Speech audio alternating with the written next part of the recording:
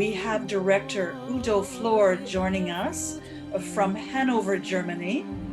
Hi. And he is the director of Effigy, Poison and the City, an incredible, almost icy story of I'll let our host take care of that. I'm going to introduce you to our hosts, Abby and Kay, and here we go. Udo, welcome. So thank you so much for joining us all the way from Hi. Germany. As a historical piece, what makes the story of Gesche Gottfried so intriguing to you? What drew you to her? One of the reasons, it's a crazy, gripping story in itself. It's, of course, one of the first female serial killers ever to be tried in court and basically, to be found out. The story itself, she killed her whole family, her 3 small children, her husbands, her twin brother, and so on.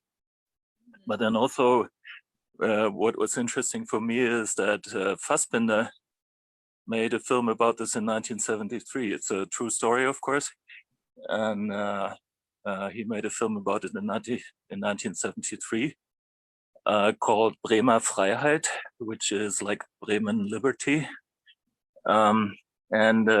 Basically, I discovered that I came up with a much different interpretation of the case as opposed to Fassbinder's interpretation. And your film, I saw, was inspired by a stage play. So what was it like making that transition to a screenplay? It was a lot of work. It took us about 3 years. My main screenwriter, Per Meter, who was the author of the stage play, and he also has a graphic novel about the case. And he has a radio play about it, and he has a nonfiction book about it, which is in its 3rd edition, and it's been working on the material for about 20 years. So at first he thought that it would take him a few months to adapt his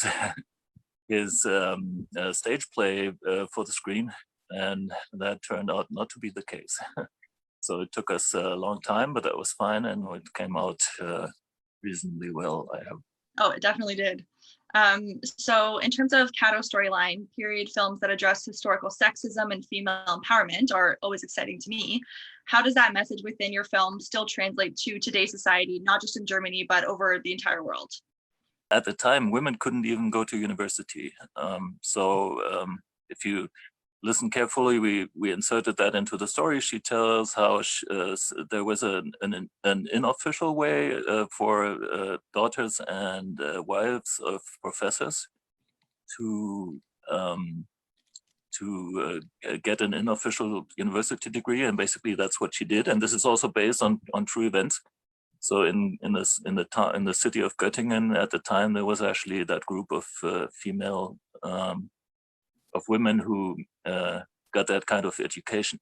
But so basically the idea was to, just explore that because I found out about that group of women trying to get a university education, and I thought that was intriguing by itself.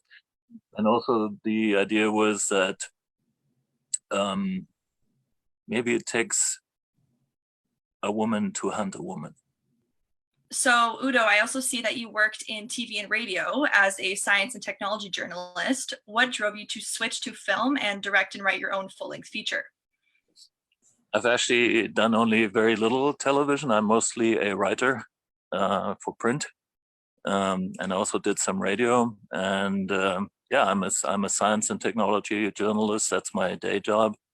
And basically, I guess the connection is that Effigy is based on a true story, so there's a bit of a journalistic aspect there. At the same time, we did make sure to fictionalize the material and dramatize it, and not stick to the real events more than necessary.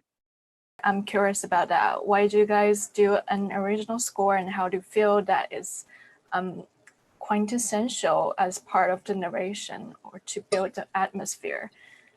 Yeah, that's how I feel too. I felt it was important to actually have a real orchestra. If you wanted to use source music that already exists, that it can almost get more expensive than in this case. Of course, the score was composed, directed by Nick Rain. I'm not even sure if you took existing music that it you could save any money that way. On the other hand, you could have this was the Prague Philharmonic Orchestra in a 40 piece in a 40 musicians played the music for Effigy. So sure, we could have gone with a smaller orchestra, I guess. But yeah, this is what Nick suggested, and that's what we did.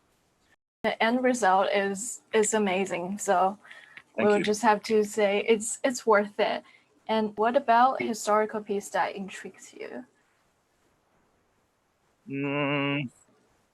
I think filmmaking, in my view, is at its best if you can make your audience forget that they are sitting in a theater. Ideally, I think you should achieve that they forget they're watching a film, so they become part of the world. My way of filmmaking is more that I would like people to immerse themselves, and I think that just works even better with historical material.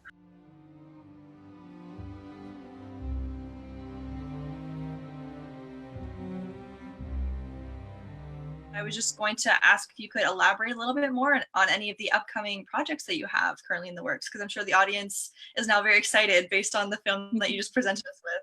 One of them is an international spy thriller set in Reykjavik, Iceland in 1942.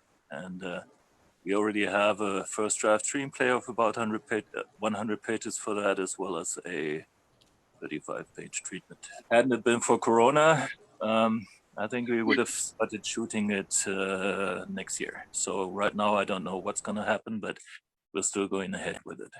Just in the way you answered a lot of our questions in the Q&A, we can tell it's all about the details for you, and it's all about thinking efficiently and doing things efficiently, but in the highest caliber, and everything that you did shows on screen. It's just incredible. Thank you. Thank you for having us.